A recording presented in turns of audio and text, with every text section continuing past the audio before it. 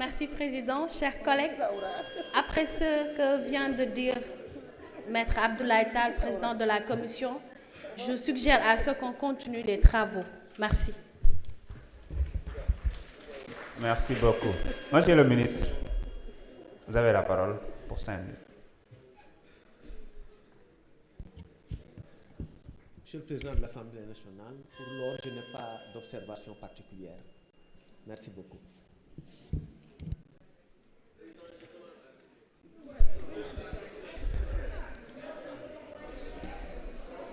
Oui, vous pouvez venir. Amul benn problème.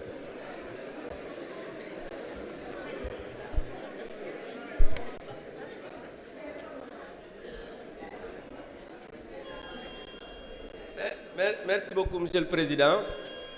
xam nga li ñuy wax rek yàlla moom du juum moo tax gis nga règlement intérieur bi sax man la may ma mujjee wax loolu mooy wane ne ki fi wax léegi au lieu parce que moi dama wax ay argument wax 3 grosses tromperies parce que dama wax ne yéen da ngeen a muy wax ay waxu kenn waxu fi saaga dama wax man ci xam-xam ay tromperies moom avocat la mais comme affaire loi la ñëwul sax ci affaire loi bi dafa wax léegi ne man maa fi nekkoon président commission des lois bi ñuy indi cette loi là waxul dëgg boobu j'étais membre du bureau de l'Assemblée nationale et la loi bi ñu fi indi woon muy proposition de loi musul dem commission des lois bureau la yemoon loolu ma jox la ko comme information boo demee ci commission des lois nga xool un peu les archives di nga xam parce que xamoo dara doo lire beneen bi mooy pour revenir un peu à ce que je disais xam nga dafa wax léegi ne ñoom ay ponkal lañ dañoo am ay bàjjan dëgg la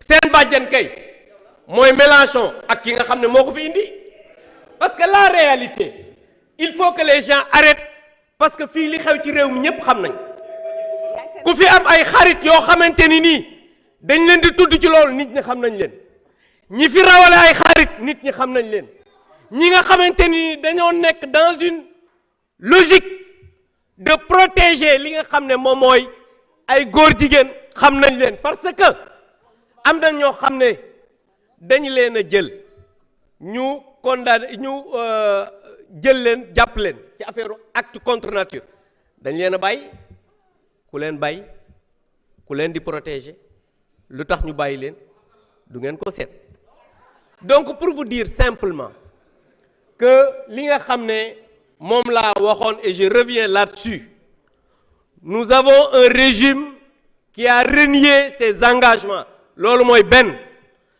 parce que dañuy wax woy ànd sàmm jikko yi ñi ngi leen di encourager mais ñoom ñoo ànd ak waa Pastef te man dama musa wax ne ànd sàmm jikko yi ànd defar jikko yee ko gën parce que gis nga réew mi ñun ñëpp xam nañ ne on a des valeurs mais ils se sont mis au service d'un parti politique dem ci kilifa diine yi di yàq deru ay gor di wax ne dañu am agenda LGBT alors ki am agenda LGBT tey jii yor ko dans ses trousses mooy ki nga xam ne moom mooy protéger aujourd'hui les homosexuels parce que dans cette loi vous le dites war nga ko bañ ko wax mooy vous protégez les homosexuels c'est ça la vérité maintenant nag vous allez utiliser vos 130 haut-parleurs nit ñu baax ñi saaga gendarmerie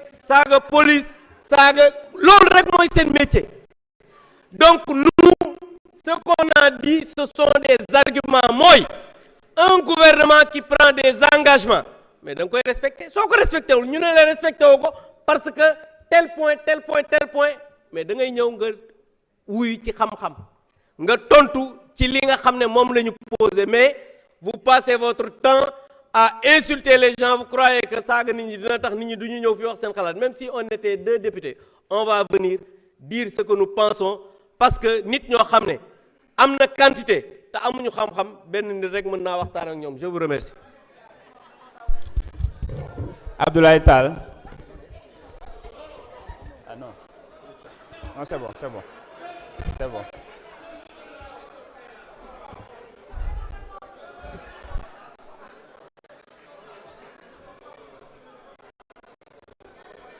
Non, c'est bon, Abdoulaye, c'est bon.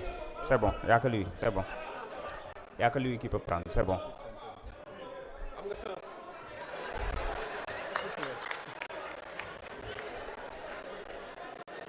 Chers collègues, je mets au voix la question préalable. Madame, déglu-le, s'il vous plaît. Dañuy voter à main levée.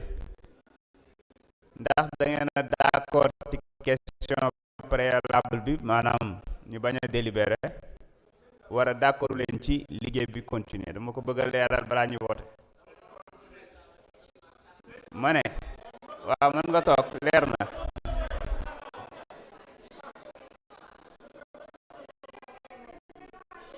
ñañ ñoo d'accord ci question préalable bi ngir ñu bañ a délibéré na njëkkati seen loxo.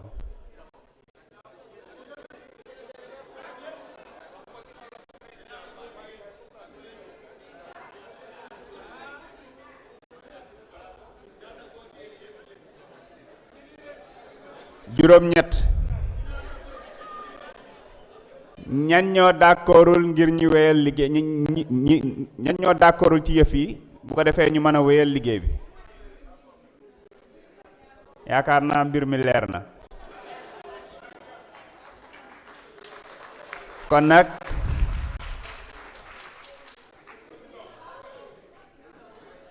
la question préalable est repoussée, la discussion générale s'engage. Ban article?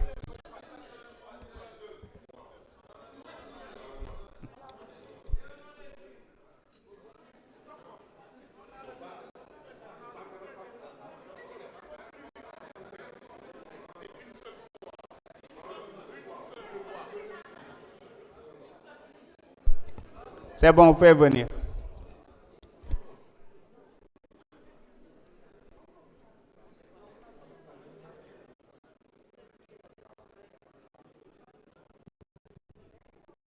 Je vous remercie, Monsieur le Président. Monsieur le Président, Monsieur le Ministre, Mesdames, Messieurs les collaborateurs du ministre, très chers collègues. Monsieur le Président, très chers collègues, j'ai introduit cette question pour demander à ce qu'on ajourne le débat parce qu'on n'est pas dans les conditions de délibérer, à moins que qu'on nous présente le décret qui présente Monsieur le Ministre comme assurant l'intérim de Madame le ministre de la Justice.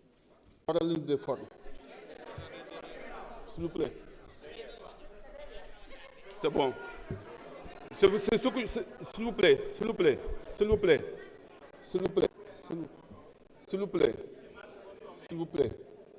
plaît.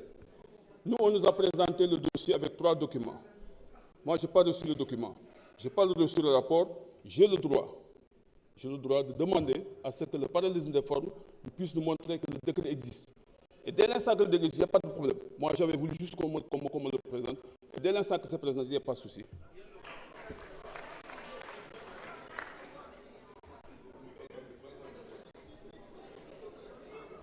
Maître, c'est bon? C'est bon pour tous? OK.